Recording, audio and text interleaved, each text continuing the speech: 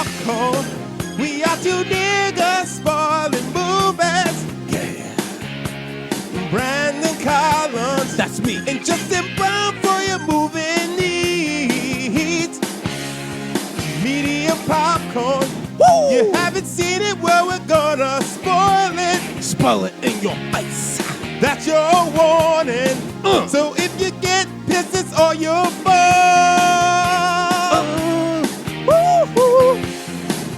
What would you do with $370 million? We'll find out on this episode and more. I'm Eddie Collins. I'm Justin Brown. Yo, the way you said that was like straight up like a fucking cartoon. It's like, what would you do if you found $370? Find out next time on Dragon Ball Z. Yeah, I was just like, why is he saying it like that? it's a bit crazy. It's a bit crazy, but so is this fucking movie. This movie from 2010, directed by Eric White, written by Abdul Williams, starring Bow Wow, Brandon T. Jackson, Ice Cube, Notori Naughton, Kevin, Keith David. They had a bunch of people. And of course, the crazy ass Loretta Devine, who is so consistent in playing a crazy black mama. Like, people talk about typecasting. She legit is, she has that role on lock. She's America's black mama with dementia. That's the thing, is like, she's America's black mama, but she's cuckoo bananas. She's out of her mind, Justin. Mm-hmm. Oh, yeah. She's crazy. Why is she like this? Is she like this in real life? It'd be insane if she like talked like a British woman or something. Like, I don't know. That would break my fucking mind. Literally, just fucking break me. I just wonder what having a conversation with Loretta Devine outside the character she plays, what that's like. I'm just not sure. She literally does this. So crazy, man. doing? What are you doing? He's like a Black Stepford wife. She does always have that creepy smile, and she never quite knows what's going on. But at the same time, she does play this role very well. Like when they win the lottery, and she's like, "Oh, I gotta call so-and-so." Bow Wow's like, "Don't call nobody." Also, why would she tell Charlie Murphy, who was just walking into people's houses? I mean, of all people. But, Brandon, this whole movie could have been avoided. Easily. Oh, you mean if Bow Wow just left? Disappeared? Get a hotel and go and stay in a hotel for the next few days. Get away from everybody. Not in town. You just get a motel for the next 3 days and then go to the office and collect your fucking money. Well, also, I feel like the lottery system has like exceptions for people that win the tickets. So like they can avoid situations like this where their life is in peril. I'm not sure. I'm not sure if they have. I'm not sure they give a fuck, because when it really comes down to it, they don't want you to collect them. It's true. Like they really don't. I mean, I was wondering though, how much do the convenience stores and stuff like that make when they have a winning ticket? It's like a percentage, right? No, I think they tip them. They tip them out, but a lot of time the lotteries winners actually tip the person at convenience store because they sold them the ticket. So it's almost like you're gambling, at a table game, and you tip the dealer. Oh, okay. Yeah, so that makes more sense. Yeah, there's like like an unwritten rule that like, hey, you tip the guy who sold you the ticket and things like that. And even if it's like you drop $5,000 on them or whatever, but yeah.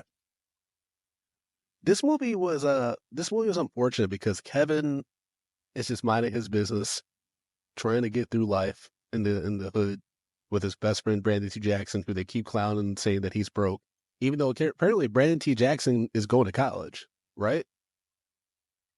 Like Brandon T. Jackson and Notori are talking about going to school, and then Kevin wants to go to design school, but he can't afford it because he's like, who's going to take care of grandma? Only person watching over grandma is Jesus. And I was like, well, then I have a question about grandma. Is because Loretta Devine is like young, but like, is she supposed to have dementia, or is she supposed to be out of it? Like, is she supposed to be so incompetent that she can't have a job? You know what I mean? Because she seems well capable of. I mean, she's out of her mind, but she could at least like hold down a job at like a Supercuts or something, like as a receptionist. I mean, you're right. I mean, but this is also, they are living in the projects. I know. I don't know why I said Supercuts. Yeah, I mean, there might be one of that weird ass mall with the weird creepy dude who's like, "Huh, well, Kevin, we got to sell the sneakers." And I was like, oh boy. Hold on. Who's, Well, what? before we go any further, you put in the chat, actually, stores do get a percentage. It's 1%. I knew it. Well, you know what?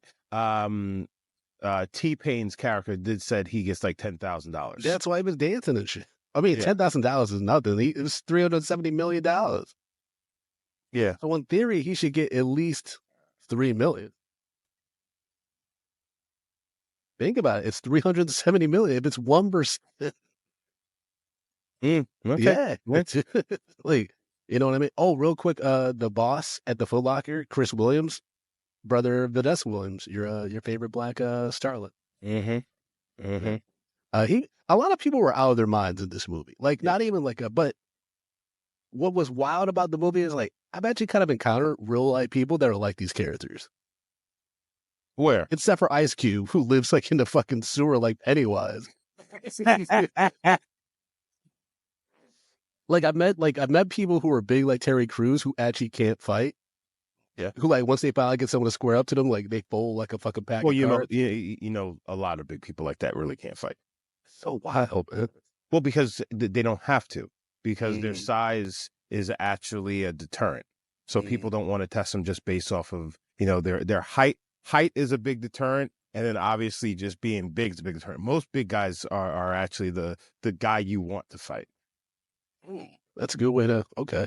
Knowing my luck, I'll fucking test that theory and get my shit rocks by Kemi Mutombo and shit.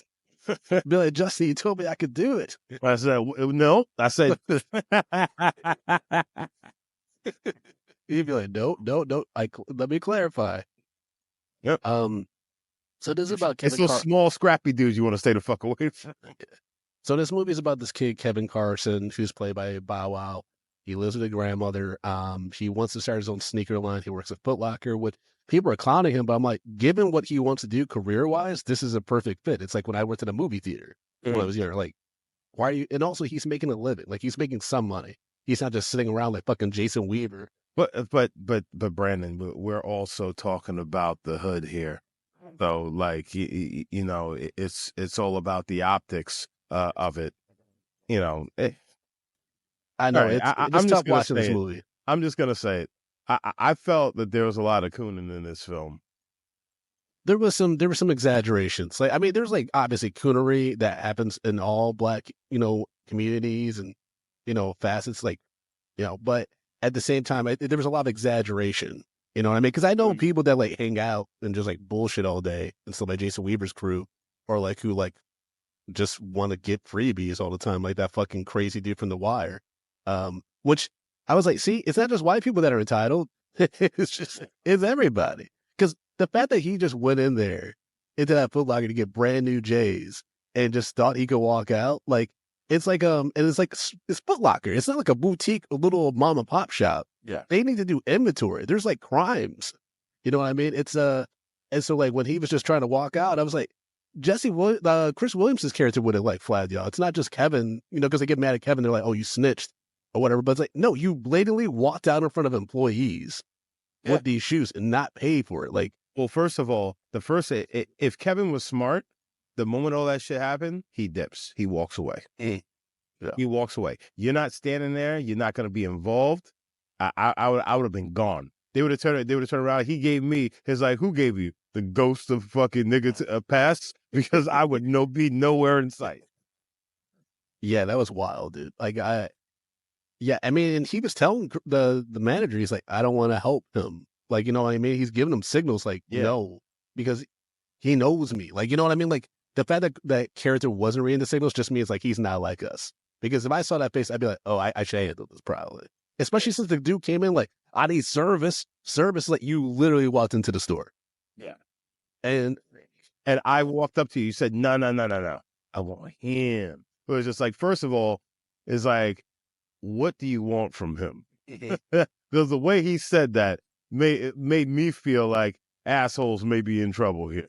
Well, that's what I hate about like when they always have characters that come out of jail and stuff like that.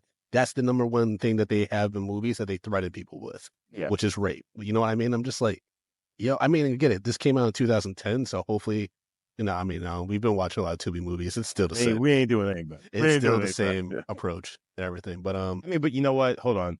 Let's not just say that survives in the Black community. That that's everywhere. That's I mean, I was talking to somebody about Roadhouse yesterday. Where did that come up? Well, because remember, like Johnny's like, I used to fuck guys like you in prison, and we were like, I was Randolph Terrace, and we went down like a quick rabbit hole about like, where the fuck is Johnny from? Like to have the backstory. What was he doing? Anyway, anywhere. He can be anywhere. Yeah. I did chuckle a few times. Like I laughed hard a few times too, but I chuckled at the beginning when all the Black folks were being interviewed about what they would do with the lottery money. Because, that happens all the time when there's a big, pot of money and like Mega Millions and stuff like that. But my family back in Michigan used to gas me up when I was a kid. This is when I realized that like adults will let you down. Like adults like are not responsible in how they like handle kids' dreams and shit. Cause I'm a daydreamer. Like all I do is think of creative ideas in my head, right? So my family telling me, oh, we hit this lottery tonight. It's a whole new ball game. Like we're not gonna have to struggle no more. We're gonna get new houses, blah, blah, blah, blah, blah. Right. And I would just spend the rest of the day thinking about how my life's going to change. Lo and behold, we lose. the bullshit starts the next day again. You don't lose. It's just the fact that probabilities come into play. Well, it still felt like a loss, especially on Thanksgiving when like family would get real excited because it was like, oh, we betting big on the game. You know what I mean? I'm trying to write a bit about it. It's like my papa would be like, oh, things are going to be different, Brandon. Once the Lions win tonight, oh, baby. And then they would lose. He'd be like, well, at least we have each other. Wait, hold on. They were betting on the Lions? We were in Detroit, man. You got to support those. No, you don't. No, you don't. I don't bet on the Giants. I would never bet on the Giants. It was such a bad investment. For Jackson's birthday, I took him to, like we took him to the mall or whatever, doing some shopping, whatever. I'm like, hey, you want to get a hat? He's just like, yeah. So you go to the store and he's just like, I want a Bills hat. I'm just like, nah, I'm not going to let you support the Bills. I don't like the Buffalo Bills. And then he was just like, he wanted a Raiders hat. I'm like, let's pick a better. He's like, no, Giants. I'm just like, I don't like the Giants, but you know what? You're my son and I'll let it happen. So I got him a Giants hat. But I said, we're going to get you a Rams hat. That's something, at some point. But you can hold this Giants hat for the time being. Yeah, you have to get the Rams hat for next season. Mm-hmm.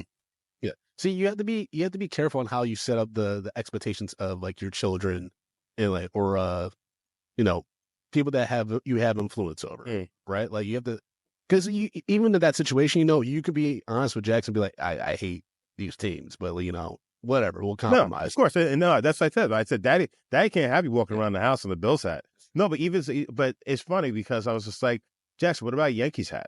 And he goes, I don't like the Yankees. I'm a Mets guy. Literally, that's what he said. He says, I don't like the Yankees. I'm a Mets guy. I like the Mets. And I'm just like, first of all, where are you getting that from? It's like, your Uncle Jason is going to lose his fucking mind, the fact that you said you don't like the Yankees. I said, all right, but... and then, I like the Mets. Huh? I get it. Yeah. It was like, okay, all right. You're going to have a hard life like in the Mets. Okay. Let's talk about. Okay, so the gangster dude who has been terrorizing Kevin, he gets arrested at Foot Locker. He threatens Kevin, basically, I'm gonna fucking kill you. All this stuff. Yeah. Kevin's like, in front of the cops. Yeah. So insane. As he's being hauled off, the police officer is right there. Said nothing.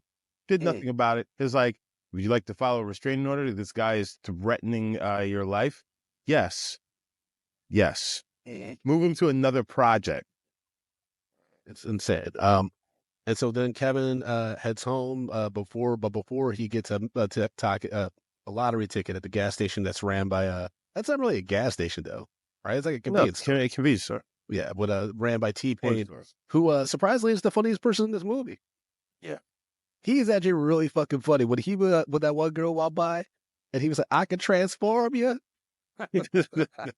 I laughed so. Or he was talking about that girl's attitude is like everything about you. Just I wrote it down. I wrote down the quote. He said, "Oh, he's like, you all ignorant and stuff. You know what ignorance is? Y-O-U. Yep. Like, he said some shit like that. I was like, yo, like, why is he the funniest person in this movie? Because he was naturally funny. Yeah. Like in the opposite way that I find Mike Epps. Like Mike Epps' preacher character at the end. I'm like, the problem with Mike Epps for me is that he always looks like he's trying to be funny. He tries way too hard. He tries so hard. And also, like, if you're gonna be a black preacher and act crazy, I would tap out of that role. You know what I mean? Because Arsenio Hall is still the GOAT when it comes to crazy black preacher characters. Yeah. Hey, like that breathing, man. Also like the that straight wig, the perm wig, and just like it didn't work. Mm-hmm. It just didn't work. Yeah. You know what? Who also did a decent job with it? I'm pretty sure there's a movie where Cedric Entertainer was like a preacher, and like he was kind of like, kind of shady, but he played it in a way which is just like, oh, this guy exists somewhere. You know what I'm saying? But like Arsenio Hall is like, yeah, I think he holds it for like one of the GOATs. I don't know if Cat Williams did a preacher role. Maybe he might have, but like it's always Cat Williams, so it's like his own cadence. Like you never think of like that's a preacher that's Cat Williams acting the damn fool. Exactly.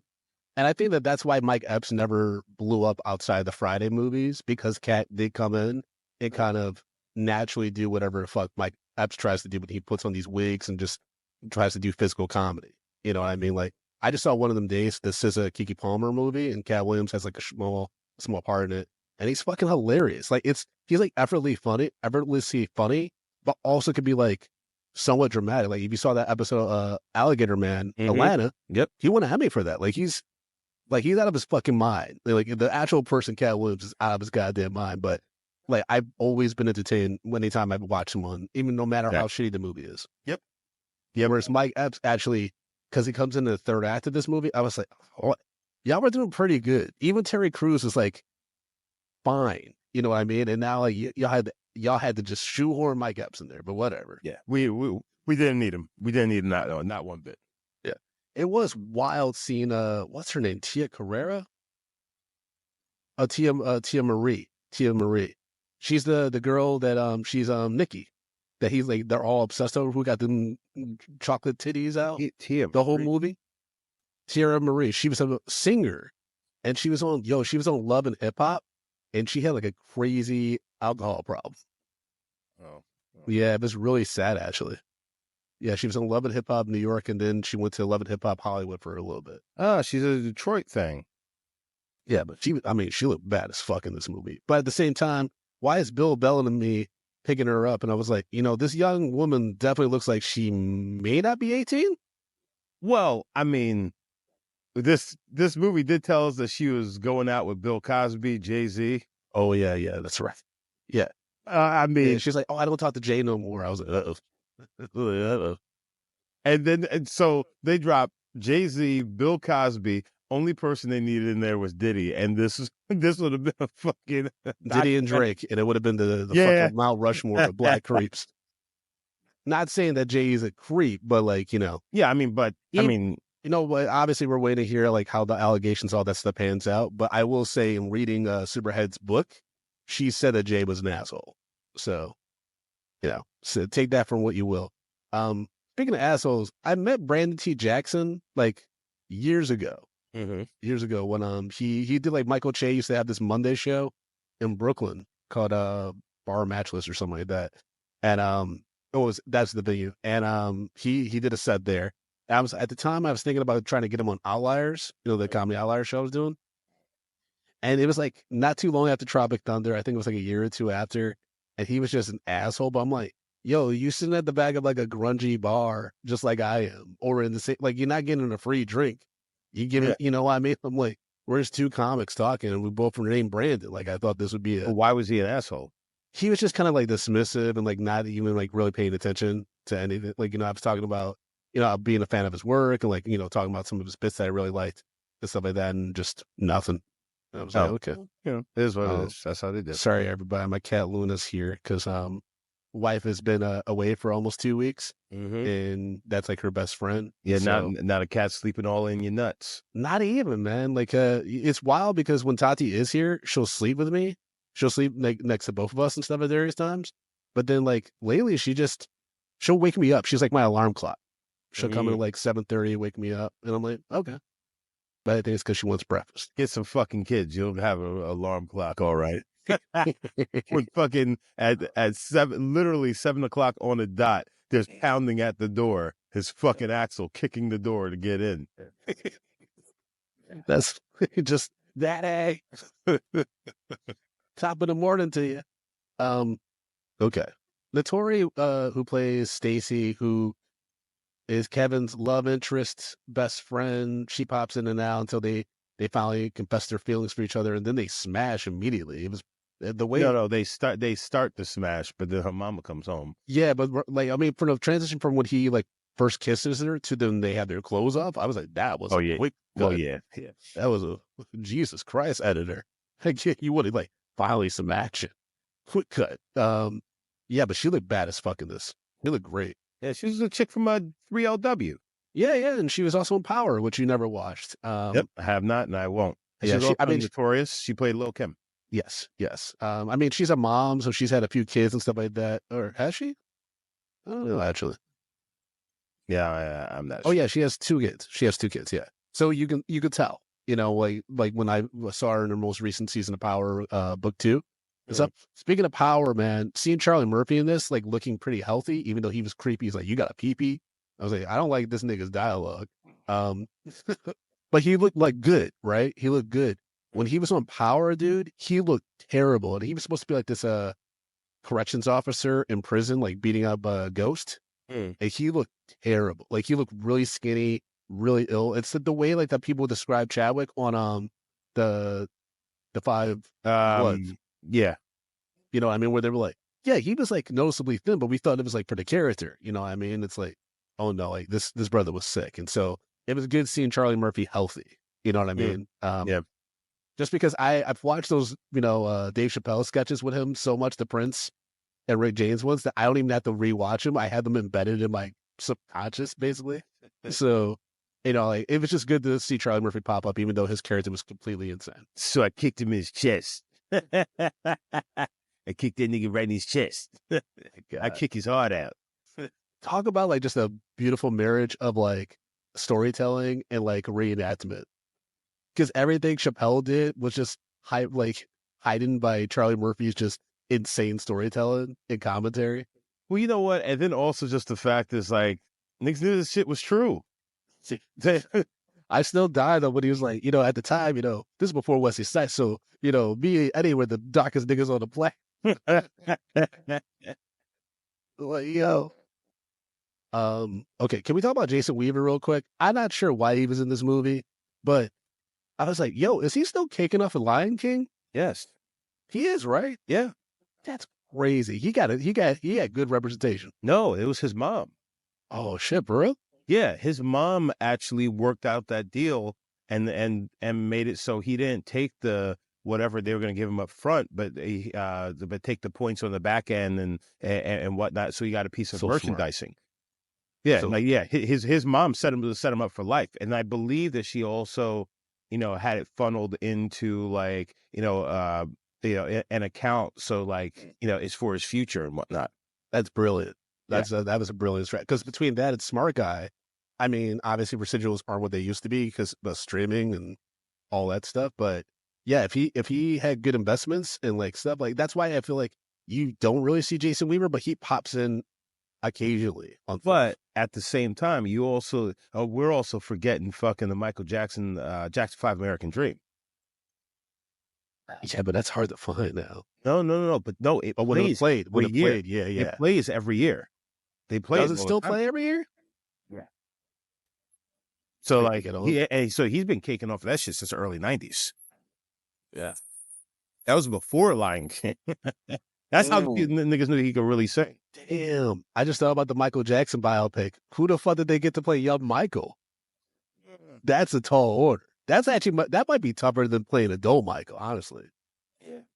Because you need the most charismatic black kid in the... Like, Jason Weaver pulled it off. I loved his portrayal of young Michael.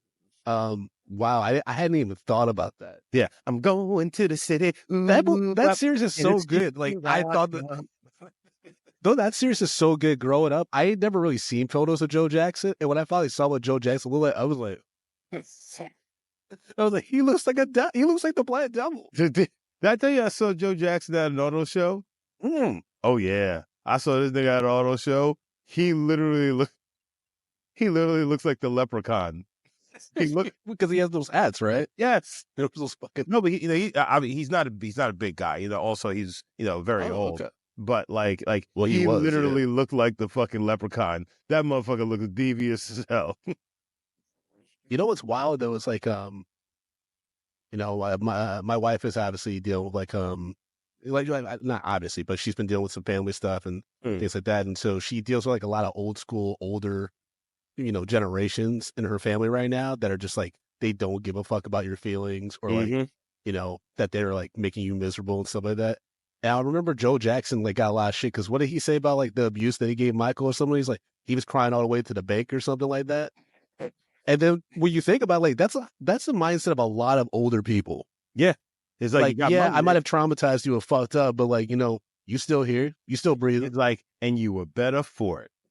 It's like, nigga, cry every night before I close my eyes. I've lightened my skin 40 tones. Like, I got 12,000 nose jobs. Like if my mom ever were like, if I like ever actually like had the gall to like talk to her about all the trauma and stuff like that, and then she just like, but you lived, I would be like, I self-sabotage all my relationships, right? Because I don't trust anybody. Yeah, man. Yeah, I mean, it is what it is. It's like, I love the self-abuse. I co-host a podcast with a brother that threatens to kill me every episode. It's true. Die every day, B. This is wild because like when we first started getting to know each other, you never threatened me with violence.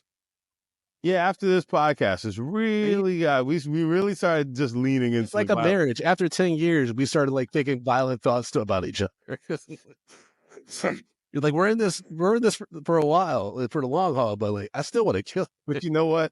For the audience, just to let you know, so like Brandon and I, we see each other, fairly often, and I've never actually gotten physical with Brandon. No. Not once, never. No. So let's not put it out there that Justin's fucking. We should clear about it. That's so funny because when we're in person, like it's never been like that. That's so funny. Yeah, it's just on these interwebs. Because you had the opportunity to kill me many times in my sleep. Oh yeah, that's true. We've hit the road and stuff together. So yeah. Like there's other worse, like, we'll get back to Lottery Ticket in a second, folks. But when Justin and I used to like meet up and like he would like do the collar shows and stuff, and I would meet up with him on the road, and then we had to watch like a terrible movie for this podcast. So it's just a terrible. Just like I could be out of the city exploring instead of watching Ernest Goes to Camp. And then I just glare at a fucking Brandon from across the room. When Chris Williams' character threatens to dox Kevin's check because he's a few minutes late, is that a thing? I remember people used to say that in movies, but I never, professionally, I'm always punctual, but even when people were late, I never heard a manager say that to somebody. Like, this is coming out of your check. Well, I mean, at the same time, being in one of these situations, but like so basically it's just like, hey, you're making sure you're putting that time in, right? Because like people, if I think that a lot of places give like grace periods, right? It's like make it an 8-minute grace period or 10 minutes, something like that. For me, I always leave it at like 15 minutes. I'll give you 15 minutes. That's a lot, right? But like for upper management, I was like, yeah, my grace period is like maybe 8 minutes. But it's in actuality for me, it's 15 minutes. But if you come in after 15 minutes late, I'm not covering you, in that time, in that 15-minute window, especially if you didn't call me or just let me know that you were going to be late. If you let me know and stuff like that, I'll work with you. But if not, can't do nothing for you. So I guess in that sense, in some ways you can dock pay, but it's just like, I'm not paying you for that 15 minutes that you were late. Yeah, I mean, I guess I think that will only work. I mean, it works hourly, but like, you don't even have to say that to somebody. Like, they have to clock in. So they get paid for the time they clock in. It's not like, you're going to fudge in and like, what I mean? Like when especially back then, like would it either was the punch in or like the manual right in the time. So I guess maybe that's what he's talking about. But who the fuck knows? The catalyst for Kevin choosing the winning numbers is the fortune cookie that he receives from Stacy's workplace and stuff like that, and then like that inspires him to go to the store and get the ticket. Place of work, Nick. I don't know. This next year, I did I mean, it was insane that the grandmother Loretta Devine told Charlie Murphy that they had the winning ticket because I mean, I'm surprised he didn't get robbed until the third act. Well, also it's just like everybody should understand the imminent danger that one would be put in by saying in that neighborhood is like, hey, I have a $370 million ticket. Like there's mind you, this is 2010, so it's right in like the middle of the recession, which I wrote down, like, because they commented on it that they're in a recession. And I was like, yo, like, America, like, especially our generation and younger folks, they only know of recessions, right? Like experiencing a recession, like directly, right? Yeah. But I was like, I feel like, obviously we've never been through a depression, but I feel like young people, like I would say 25 and younger, have no idea what the fuck a depression is. I'd be very surprised if you quiz them, hey, tell me about the depression in the 1920s. They wouldn't be able to tell you anything about it. So I'm like, we're due for a big hurting. Mm-hmm. Yeah. I think people are ready for that. We are likely headed towards a depression, and even whether it's not going to be now, but at some point, because, tide shifts, that's just the way things work. But also, okay. Now, that like, I don't know if you can necessarily call it a lottery curse, but that most people who win the lottery, they're bankrupt. No, it's not even bankrupt. They end up dying pretty young. I didn't know about the dying young part. I knew about the financial issues. Well, yeah, they lose all their money. Someone steals the money from them. They fucking, people kill them to get the money. Like all sorts of, like, if you look up a bunch of lottery winners, and it is like most of it goes bad, and it goes bad pretty quickly. Oh yeah, I mean, since I was a kid, when the family would have the fantasy life post lottery one, it was always immediately like we go to another city and get a hotel room, hide out, and then like we'll have enough money where we just send people to fucking pack up our house and stuff. Yeah, like you basically should disappear because like if you get identified, don't like immediately people start calling your house, reaching out to you, coming over, like all that stuff. Like there's a whole system to how much harassment you can get when you're a lottery winner. Yeah, especially to this amount. Yeah, 100%. You know what I mean? Like, but that you can actually, do a whole thing where, like, I want to receive my winnings anonymously. Like, I don't want my face around or yeah. I think they may still publish your name, but they won't. That's the thing. Yeah. They still publish your name. So like, no matter what, especially today's technology, like it's easy to track someone down. Yeah. But I mean, at the same time, for me, there's a million Justin Browns out there. I could get out of there real fast. It was interesting though, seeing Kevin like navigate this, like given like, the financial state of a lot of people in this community and stuff like that, where they're like, oh man, you rich as fuck right now. He's like, and he had the line like, I'm just as broke today as I was yesterday. Like, I don't have this money in my hands or whatever. That's why the Keith David character, Sweet Tea. Yes. They must have, I wonder if they went the comedic route and like the more positive route with that character, like after like maybe reshoot or like in rewrites, because I'm like, this is a predator. Yeah. Like and then they made it like a happier, like more positive outcome. Cause I'm like, he's leeching onto this kid. He's got Terry Crews following him because he's going to get back that investment, $100,000 cash plus 50% or some shit. He's going to be crazy. Yeah. Right. And also he sent Terry Crews to physically intimidate you. So for all you know, as soon as you get that check, he can, you know what I mean? Like, I'm just like, this is going to go bad so many ways. And then Terry Crews ended up being like this goofy bodyguard dude who still gets fucked up by the main villain. And then Keith David I think Keith David, we are supposed to understand that he kind of gave up on the scam because he wants to get revenge on the main gangster dude for fucking up Terry Crews. I just was like, that could have gone way darker. No. He wasn't giving up on the scam. because that's what he said. Is just like, let's say somebody couldn't pay you your money. Yeah. What would you do? He was like, I cut them. I cut off their legs at the knees and then mince it up and feed it to the dogs and make them sit there and watch it. It's something I saw in the Philippines. I'm just like, Keith fucking David, man. I've told this story before in the podcast about when I met him when I was working at Radio Shack. But man, I still remember like the moment when I would shut up. He was like, I need a charger for this phone. And so Radio Shack, they had a universal charger where you had to do specific plugins for your phone. And so it's 2 separate parts. And so I explained this to Mr. David. I was like, well, we don't have like a one-piece charger for this phone or whatever. You have to do this and then get this piece. And then I remember Keith David looked down at me. He was like, you really think I'm going to do all that? And I was like, no, sir. Just like, he has such a Keith David, like, come on, brother. Like, I could have done it for him, but just the way he said it, I was just like, I see that this conversation's over. It's okay. Like, bro, I mean, me, I would have wanted to just have the sale to Keith David. So I've been like, I got you. I'm going to I'll do it for you. You know what? I think I actually took down the universal charger and the adaptive piece because I knew the phone. He had a popular phone, right? So it's like I knew the piece that he needed. I think I had them in my hand when I said that. And he still looked at me like, you think I'm going to do all that? Like, he was like, I think he just didn't want to put the extra piece on. He's like, I want to buy a charger. I want to plug it right in here. No other bullshit. It was weird. But yeah, Keith David is just the way you think he is. Keith David and Walton Goggins are the most accurate from film to in person I've ever seen. That's true.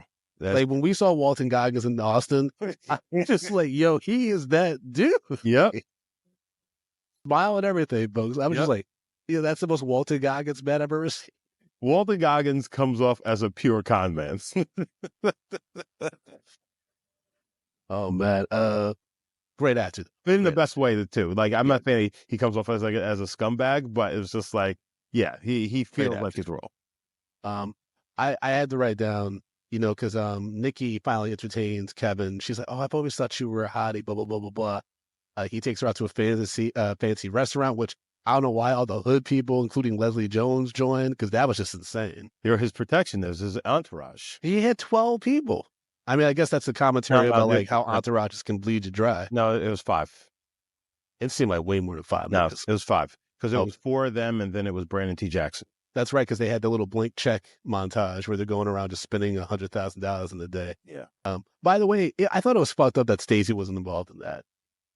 She wasn't included in any of that. Like, she watches with a longing face as like they all get in a limo with no, Nikki. She's watching with a longing face because he's about to go hook up with girl Nick.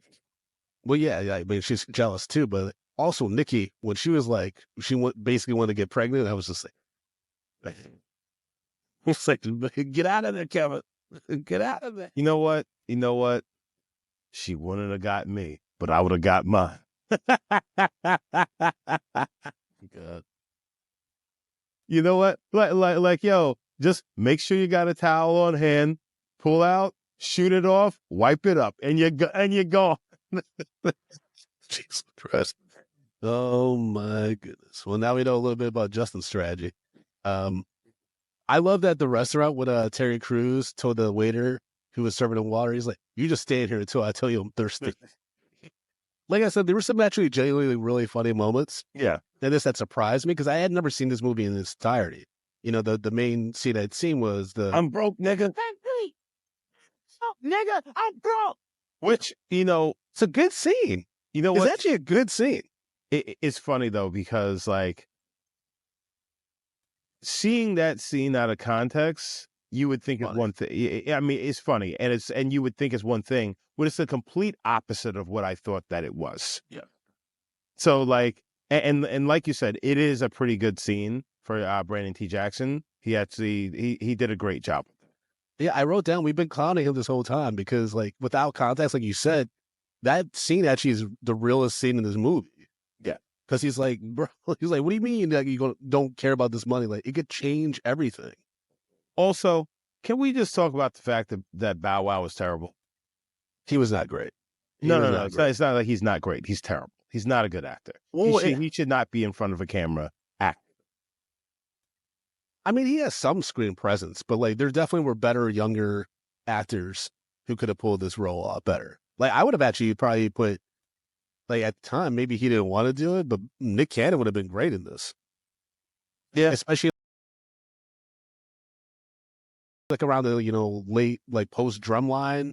Nick Cannon before he got really annoying. I think that could have been a good move for him, but. Yeah, Bow Wow is just, the problem with Bow Wow is, especially when he was supposed to be like, ironically, Ice Cube from Friday, where he's going to go confront Debo. I didn't buy it at all. Yeah. You know what I mean? That's the biggest issue I think I had with the movie. Because Bow Wow is just not very charismatic either. Yeah. Like he's just like if you didn't know that he was Bow Wow the rapper, you would just think he's some regular dude. You know what I mean? And even though I also dislike this person, maybe even T.I. could have done this. He would have been a little bit older, but I mean, I've always said it. T.I. is a decent actor. Yeah. Like I think if he hadn't gotten locked up because he was fucking preparing for World War III, I think we actually could have gotten some almost awards caliber performances from T.I. Yeah. Because he was on a hell of a run. So like before he went in. Like honestly, like I think that T.I. is an idiot. I don't like him as I don't know him personally, but like I don't feel like how he's presented himself. Yeah, how he presents himself personally. But like professionally, like I liked a lot of his music, and like I thought he was a decent actor, especially coming from a rapper, to acting business. But yeah, I just like Bow Wow is just like, I'll say this: Bow Wow is kind of like a broke man's T.I. It's like, what could they not afford T.I., so they just went with Bow Wow, or they just wanted to skew younger, I guess. But it's just like he doesn't do anything that makes me want to watch him on screen. Yes, that's fair.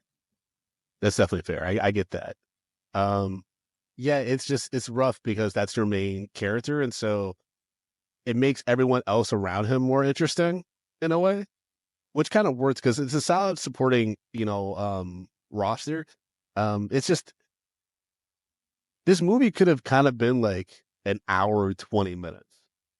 Yeah, but they shoved a lot of conflict in, and then like to the point where I was like, I looked at the remaining time, and I was like, this is a lot of story to wrap up in like less than 15 minutes.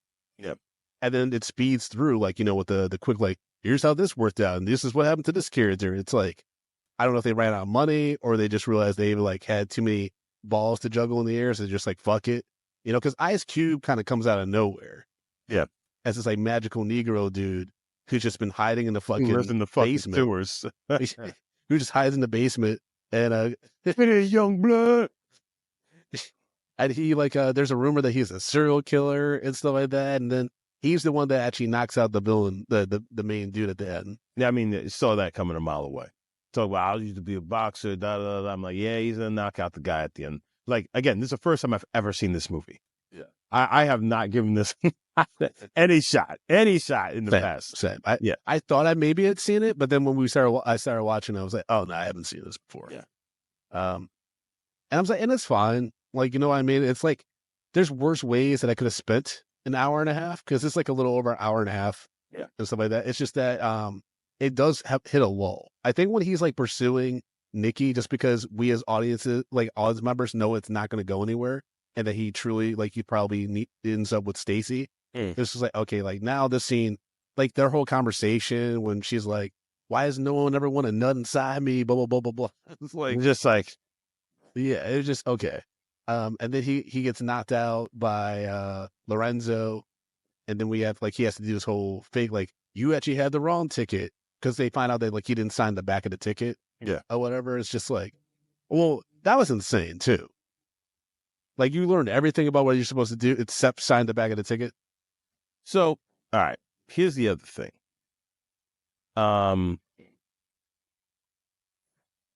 When Lorenzo shows up to that, kind of cookout and things like that, everybody's out there, whatnot, right? Or Lorenzo's just fucking with me. The first thing I would say would be like, all right, this is what we're going to do, guys. Everybody who whoops this nigga's ass right now gets $10,000. That's it. It's over. It's over. Because yeah, you can fight, but you can't fight fucking 30 niggas on one. And like, yeah, you know, he had a gun. Yeah. He had a gun, but it's just like, if you got 30 niggas, they're going to get to you before that gun comes out. Or just get close to him, be like, and yell it out. And you're so close to him before he can even try to pull it or stuff like that. That's the first thing I would do. $10,000 for whoever helps take this dude out right now. Like, don't have to kill him, disarm him, and make sure he don't come back. Are that man enough? Are you man enough to fight for niggas for me? And not even foe, just one. Yeah, that's true. Whoo. All right, Lluvia, our producer. Oh, so they get the money. You know, they get the money, and then They start a community. foundation. Yeah, he gets a helicopter because he mentioned that at the beginning of the movie, which is completely insane. Yeah, because and that's then, like a lot of his money right there. Yeah, that's so crazy. That's just, I mean, they didn't even spend that $100,000 on nigga shit. Yeah, oh yeah, of course. You gotta insane. watch and sneak $5,000 sneakers and clothes and shit like that. But I wrote down, I was like, I'm not giving that a hard time because we saw this white kid Preston do that shit in Blank Check. You know Yeah, what I mean? Like, I got to bring the same energy to all this shit. Yeah, he blew $1 million in less time. I mean, he did buy a castle. Yeah. Which, folks, if you haven't heard the Blank Check episodes on our Patreon now on the paywall, because it's an archive episode, but it's one of the best because that movie's so out of pocket. Oh yeah, it's so insane. Cuckoo fucking banana. It is literally the term cuckoo bananas fucking embodied.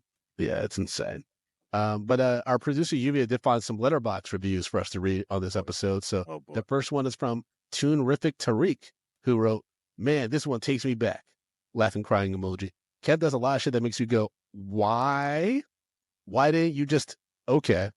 But the movie is fun enough that you excuse a lot of it. Still a good time after all these years. 3.5 out of 5 stars.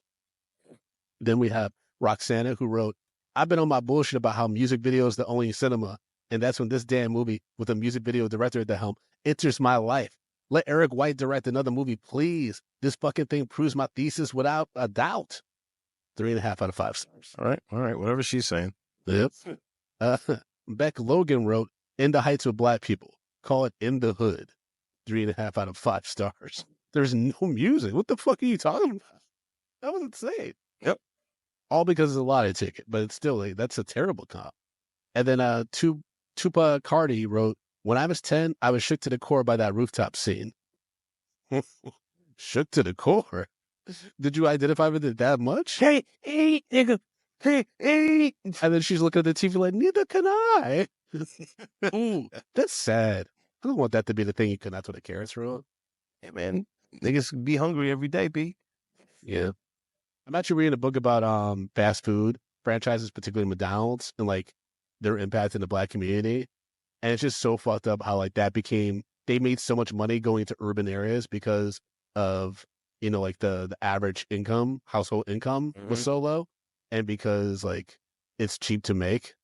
Well, you know, it's also the fact is that I'd say it was like maybe like the mid 90s where they were just like, they stopped, you know, marketing towards, you know, the average middle class American family. And they started, you know, marketing towards lower income, as you could see where they basically made their hip hop turn. And then like McDonald's and everything like that, they started really getting real black, you know? So it's just interesting. It's just interesting. Like I remember as a kid, I'm just like, this is for me to eat. This is what I'm seeing right now. I will say, speaking of real black, when Bow Wow was thinking about taking Tierra Marie to Waffle House for dinner, I was like, that's some good shit. So hold on. Yeah. When we were in Florida recently, Paul was just like, it's like, oh, we should go to a Waffle House. I said, Paula, I will not take these 3 boys to experience the niggerdom of a Waffle House at such a young age. Absolutely not. I went to a Waffle House in Atlanta. It was, you know, it was great. The only thing is I fucked up, Justin. I didn't order a cup of hot water to put the silverware in. I just used my napkin. I fucked up. Yeah, but the food was really good. Yeah, that dirty silverware. Yeah, the food was real good. Yeah, shit. Yeah, you tasted somebody else's meal. Speaking of tasting someone else's meal, when Tia Marie told Kevin, she was referring to the chicken, but you know what she was really talking about when she said it was tender, warm, and juicy. I was like, man, that you had me weak in the knees talking like this girl. Knowing it. I'd be like, oh snap! There's gonna be something warm and juicy in my pants if you keep talking like that. All right. Also, I didn't like how this movie reinforced black male stereotypes that they just want to fuck and impregnate everything. Because Jason Weaver, remember like the one woman, like, and there was a big crowd talking to Kevin, and one woman's like, "I want to have your baby," and then Jason Weaver's like, "I've been trying to get you pregnant for the longest." It's like, ugh, I don't think we needed that. Justin, bring down our rating system, baby. Stop calling me baby. Guys, you know how we do this. We rate movies bags of popcorn, small, medium, large, and XL for the exceptional. If a film doesn't deserve any hot, buttery, delicious popcorn, we throw it into the stale popcorn pile, you know what I was about to say. And we pile piles and piles of stale popcorn on top of it. So, Brandon, we watched the 2010 film Lottery Ticket, a film about niggerdom at its highest, starring Bow Wow, Brandon T. Jackson, Keith David, Terry Crews, Loretta Devine, Ice Cube, Notori Naughton, Charlie Murphy. What say you, sir? Yeah, let's get some medium. It was mildly entertaining. It like wasn't, didn't do anything egregious or anything. I just wish that it had a stronger lead, more charismatic lead, and just a stronger second act. I think that it really hit a lull in the second act. The pacing was great until then, when it became about the love story and all that stuff. But yeah, it was fine. It was a fine way to spend an hour and a half. Justin, what's your rating? Yeah, so I can't get past the lead, so I'm going to give this one a small. I just didn't think that Bow Wow was the guy, to make this movie with. I think they should have got somebody who was much stronger. Maybe a young Justin Brown. Who knows? But I thought that like the supporting cast really held up the film. And like you said, it did that lull when it hit. You were just like, oh boy, now I got to see more Bow Wow on screen right now. So like, yeah, it's a small for me. Got it. Real quick before we wrap up, this had a budget of 17 to 19 million. It made $24.7 million. Technically considered a box office disappointment. And Nicki Minaj auditioned for the role of Nikki Swayze, which ended up going to Tierra Marie. Yeah, I think it was a good role for Tierra. All she had to do was basically be eye candy. Yeah, but I feel like Nicki Minaj would have embodied that role a little bit more. Maybe. And young Nicki looks so different than now Nicki. Yeah. And all the plastic surgery stuff. Young Nicki, I don't know why she changed herself. She looked beautiful. Yeah, well, that's Hollywood the industry, makes people do wild shit. No, it's the industry. It's the industry. Yeah, but the Hollywood. No, but it's not necessarily Hollywood. It's the music industry. It's just. No, if you live out there, man, the amount of plastic surgery, it's insane. Oh, no, I know. I get the plastic surgery and everything, but I think it's also just, being a female rap artist, black female rap artist, there's certain expectations and it's hard to get past that as well. Expectations, demonstrations. All right, folks, as always, you can follow me at Frodo_Blackens on Instagram and Threads. I'm on the road with Drum Black History, drumblackhistory.com for the show dates in LA, Austin, New York, Boston, and Detroit. Yeah, it's going to be dope.